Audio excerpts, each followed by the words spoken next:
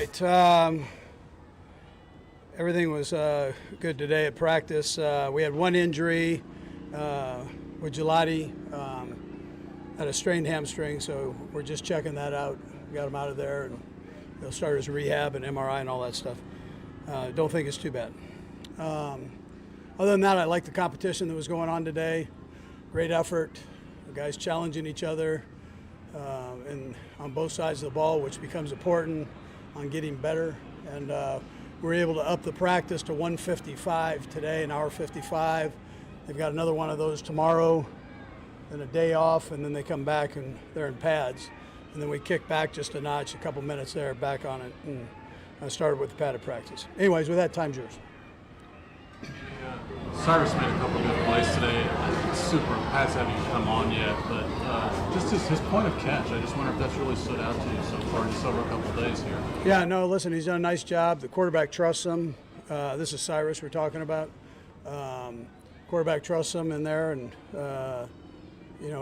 he's got to clean some things up, but he's willing to work at it and do that. So he's had a productive 2 days. You got to keep stacking those as you go, and then you got to get the pads on, and we'll see from there. Felix was the next one up after Gelati. What's the outlook for him this year? You know, Felix is actually doing a nice job. Looks like his get-off explosion is better, we'll see once the pads get on and going. But yeah, he's shown us some things here. And yeah, I know you pulled Cyrus off to the side during one of the team periods. Just what are you trying to instill in him when you get those moments of sort of one-on-one? Yeah, they're little things, just subtle teaching points on routes. Chad does a great job. O'Shea does a great job with him. But if I see something I want to just communicate to him, I try to get that to him, yeah. Andy, with Flo Benson, with right tackle, what do you see out of him? 2 days in a row now, he's been out there. Yeah, he and Moore have kind of rotated through that. But listen, he's done a nice job. He's learning. Very strong, powerful, good feet, good athletic ability, and is working at the consistency part scheme-wise. So physically, he's got all the tools there. So he'll just keep working at it, and we'll see where it goes. But he has a lot of talent there. Yeah. How much growth have you seen from Noel Williams compared to last year, and has he kind of evolved in his rookie year? Yeah, up to this point, he's done a nice job. He had a good off-season program, the OTA part of it, and then out here he's been strong where he can bend, maintain that bend, and still move with his feet. David overemphasizes all of that. Use your feet, and then be able to build cushions from there and angles, and he does a nice job of that. He's really worked hard at that. Coach, how can you explain it with Khalil, just how he's able to go from a tryout after the draft to undrafted to where he's at right now? Yeah, well, I mean, he's got talent. I'm not sure. I want to see. We're early, so I want to see how he does as we go, and can you pound through those 2.5 hour practices in the heat with pads on and so on, and how do you handle that? And then you've got the preseason game. How do you handle that? So it's a long road, but we'll see. We'll see how he does. But up to this point, my hat goes off to him. He's doing a good job. What do you expect Legarius and Reid to start doing a little bit more in team period? Yeah, we're just building them up. Just going to keep building them up. We know it's going to take a little bit of time. They haven't much on the conditioning part of it and rehab part of it. So we know they can play. We want to be smart getting them there and how we go about that. Besides what he does on the field, how much does Legarius bring back in leadership and mentality to the defense? Yeah, well, everybody's got confidence. It was here with him. Everybody's got confidence in him. And he's a good guy, and he's a good leader. He's willing to speak up and talk. He knows what's expected of him. You still see he's got the skill. He's got the feet and the quickness and the drive and all that. So just a matter of not doing something stupid here with him as we move forward. So we're being we want to give him a chance to get himself in football shape. Andy, when the pads do come on, what do you feel like you get to learn about each one of those players? Yeah, so there's a mental and physical fatigue that can set in, and you got to fight that. So that's what you get with the pads, and you get an idea of where the guys are at, and can they answer the bell the next play, the next day, and then stack those days as you go along.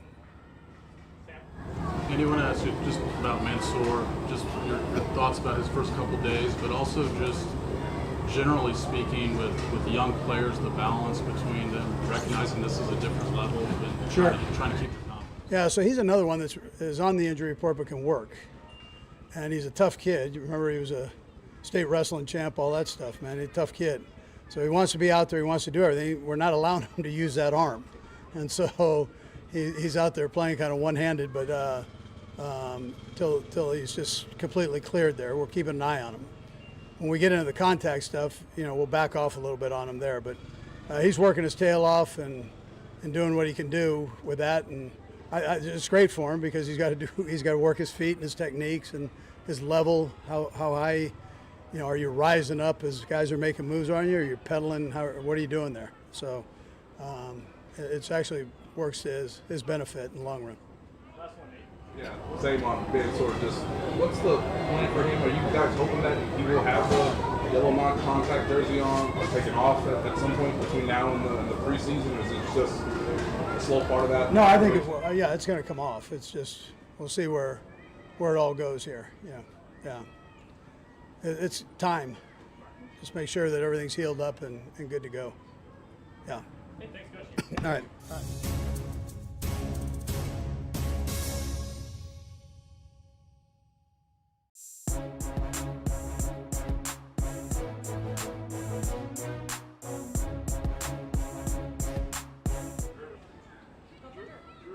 Just your initial thoughts on this defense now it's coming together in the first couple of days of camp. Yeah, guys are competing. We got a lot of young guys. Obviously, lost some guys in free agency, but the young guys are competing. The guys who have been here, just continue to set the standard, and it's been a good first 3 days of work.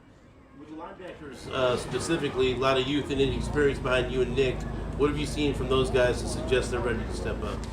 Well, there's a lot of competition in the room. Obviously, that Sam linebacker spot with Leo leaving, guys are competing for reps there. And guys just continue to compete across the board. Spags does a good job of a lot of personnel groups. We all know that. And so, guys are out here in training camp to prove it and earn some reps.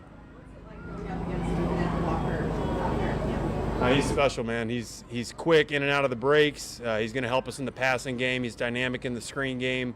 And he's got great acceleration when the ball's in his hands. So to have a guy out there to train you and help you sharpen your blade as you get ready for the season is great. There's a moment where you dump Walker. You're so well laddered in the podium.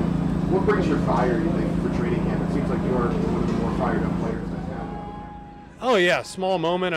We're just competing at the end of the down, trying to get the ball out punched, and then Kenneth's fired up, throws the ball, and it's all love. We're smiling at each other after the play, but, we're just making each other better rep by rep and, trying to make an emphasis this year to get the ball out. We need to get it out more on defense. Do you feel like that intensity is contagious? Is that something that's behind some of that fire? For sure. There's a play yesterday in practice where they hit us on another screen, and George comes from the backside and literally, hunts Kenneth down 25 yards down the field. You see that on tape, in the afternoon. You're like, dang, man, I got to give more, when it's hot and it's humid. It's easy when you're in the air conditioning on the clicker to say I got to go harder, but when you're, 16, 25, 30 reps into a practice, where's that fire at? And seeing other guys do it certainly helps you bring it.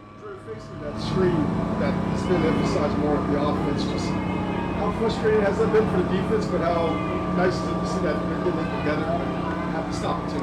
Well, it's difficult, and when you're a pressure team, teams do that to you. So offenses, they know you like to bring overloads, they know you like to blitz in critical situations. The way you beat that is with screens, and so I think we had our first blitz period today, and so they had a couple screens in there for us. So they're smart on that side of the ball too. It seems like this question could fit any of the last few years you've been here, but do you take it upon yourself to sort of set just kind of an energy tone here? I see you and Patrick sometimes talking to each other too. I think it just makes camp more fun. Like there's no hiding that these are the hardest days of the season, and they should be. You're building the foundation, and this is where all your mental confidence and everything that you can fall back on when things get hard in the season is built. And so when you can lighten the mood and laugh a little bit and, jaw back and forth a little bit, it makes it easier, makes it more fun, and brings the energy to, otherwise long, hard days. How's Travis looking? What's that? How's Travis looking? Looks young, man. Looks spruce. Looks like a guy who just got married. He's looking good. He's him and Patrick seem to have have that connection they've always had, connecting on some critical third downs throughout practice over the past few days. And he's in there blocking. I mean, he's in line and blocking, so they're still asking him to do everything. Yeah. Drue, whenever the pads do come on, how different is it out there? I mean, that's when real football starts. We can put the jerseys on and run around all here, but it's not a 7-on-7 league. And that's when the real football starts. So it's nice to get out here, get your legs underneath you, get moving, do some football-related movements. But next week's going to get real. It's going to get real. Thanks, guys.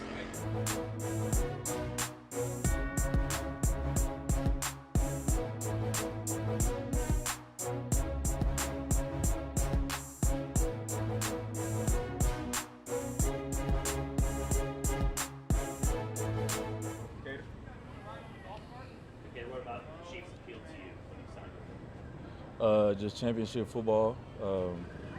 That's really it. You could tell they got a great culture here and stuff like that. And I knew some of the guys that were already on the team before, so having talks with them, I like everything I was hearing.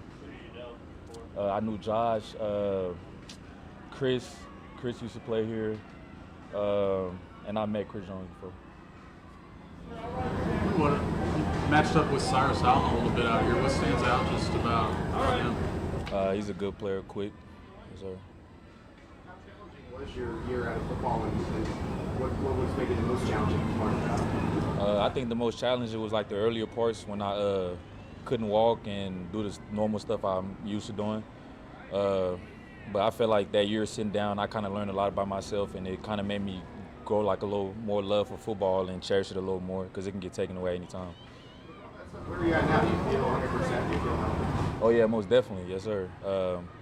Maybe going into OTAs, I was a little, but them 6 weeks we took off was big, and now I'm like, I think a year removed, and so I'm good now, yes sir.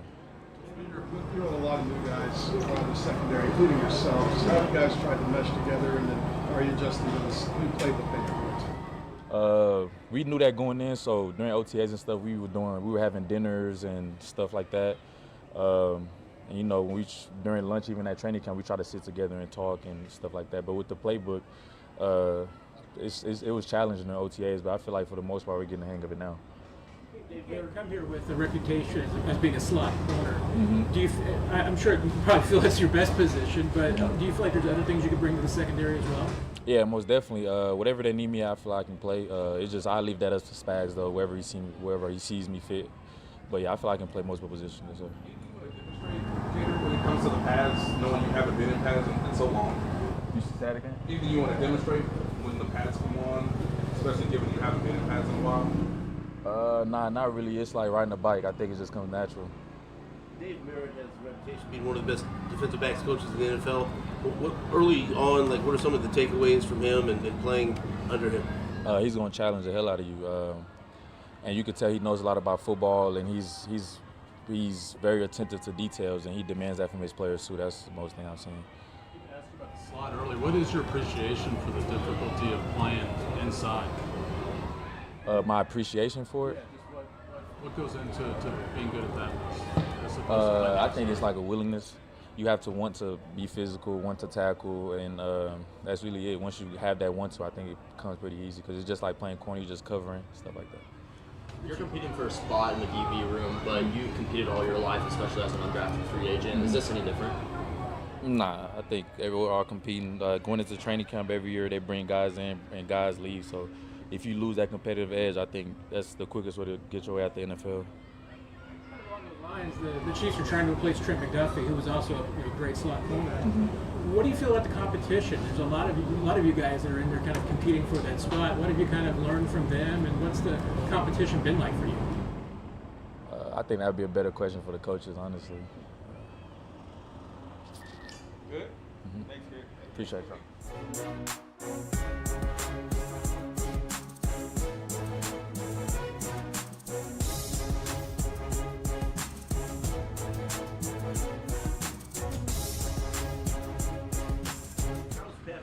So far to you, based on how he's looked in past years? Yeah, well, I've only been with Pat 2 years, so I can't tell you for everything, but he looks pretty good. Obviously, Pat's one of the hardest workers on the team. He's worked so hard to get back from that knee, and obviously he's a leader on the team, and he wants to show guys that he's all in, so we're all in with him. You guys had that deep ball connection yesterday. Is that something that you worked on in the offseason? Yeah, whenever we got the opportunity, he was limited in OTA, so we tried our hardest to work at it, and we're going to continue working on it throughout this camp. Oh yeah, Cyrus, this isn't even surprising. I told y'all guys in the offseason that Cyrus was doing this, and he's gonna continue showing out in camp. What was your excitement to be able to ditch the yellow jersey and be out here and just float up? Oh yeah, I mean, the yellow jersey, that was just something precautionary. Coming into camp, obviously, I knew I was gonna get into more contact, building the shoulder up, and I feel fine. I feel good.